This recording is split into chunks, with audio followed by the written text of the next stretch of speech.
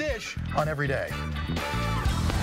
Hey, let's talk about a movie that was in theaters recently. Got folks talking about just what you do in the bedroom to spice things up. Again?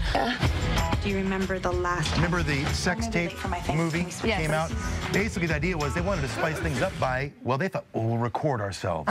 Then it accidentally gets out and hijinks ensue. But it raises a real question about what can you do as a couple to spice things up and rekindle that, sexual excitement? Yes, many couples get bored. Things aren't exciting. So here you got to, go to the experts. So we get brought in our sex and marriage therapist, Leslie Gustafson, so she can tell us what advice you have for us to rekindle that romance. Well, lots of advice. And one way you're sitting right there is to go at the sexual experience itself. But truthfully, when you've been disconnected, you're really looking at letting your guard down first, okay? And starting to just soften up towards each other again. Not a word that the sex therapist uses very often, but to not be defensive, okay?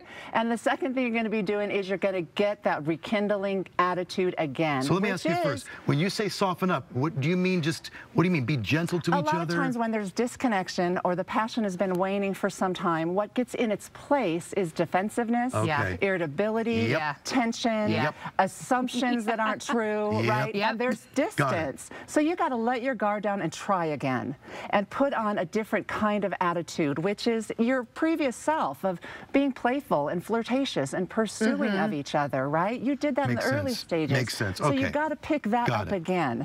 And then you got to look at the passion builders. What will work? Yes, you want to have a vibrant sex life, but you also need to have really positive communication, attending to each other's needs and wants, having fun consistently with your clothes on, and then an even playful and novel attitude towards sexuality. Don't make it really heavy. It's going to be kind of awkward getting going again. So fun. I mean, get creative and imagine some things. You could even go on a date and pretend you've never met, right? And then I'll just sit over here and have a great meal. No, I'm kidding. Sex with your hat and socks on only.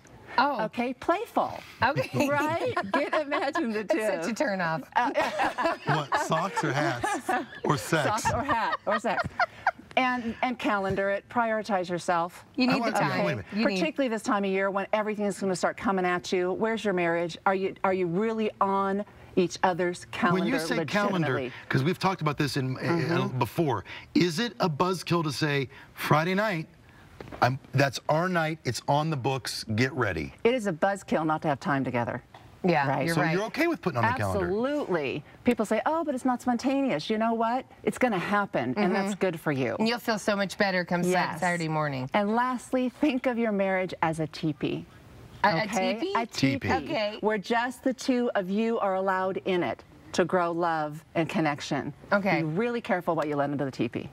Don't let anybody else into the teepee or anything that's going to break that sacred thing that the two of you have together. It makes sense. And it sounds like the real bottom line is a lot of what happens out of the bedroom, your connection with your partner, that has to be here before the energy that's in it, the attitude you have, the way you treat each other. Yes.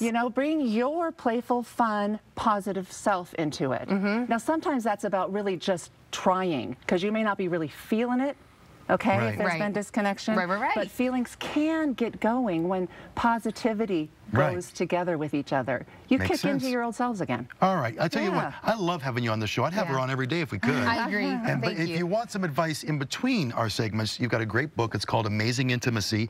You can purchase that book online, Amazing Intimacy, and you can learn all kinds of things about how to get that intimacy, the connection with your partner. Yeah, good stuff. Good stuff. Only two people in the teepee. Only two people in the teepee. Don't let anything in the teepee. Or in Kathy's case, the sweat lodge. Why am I the punching bag today? To each his own. I'm only kidding.